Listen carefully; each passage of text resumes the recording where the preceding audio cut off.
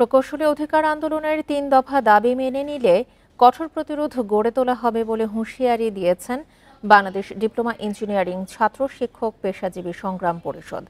দুপুরে রাজধানীর কাকরাইলে আইডিইবি ভবনে গণমাধ্যম কর্মীদের সাথে এক মত বিনিময় সভায় সংগঠনের নেতৃবৃন্দ এই হুঁশিয়ারি দেন।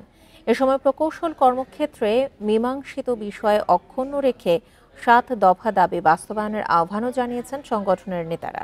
এছাড়া প্রকৌশল শিক্ষায় একমুখী শিক্ষা ব্যবস্থা প্রবর্তনের দাবিও জানান সংগঠনের নেতারা। এটা ডিপ্লোমা ইঞ্জিনিয়ার কোনোদিন হতে দেবে না। আমাদের এই ৩ দফা নিয়ে আমাদের কোনো মাথা ব্যথা নেই, কারণ আমরা জানি এই ৩ দফা অযৌক্তিক এবং অবাস্তব কথাবার্তা। সুতরাং আমরা আমাদের ৭ দফার জন্য আন্দোলন করছি। ইনশাল্লাহ আমরা এই আদায় করে ছাড়ব।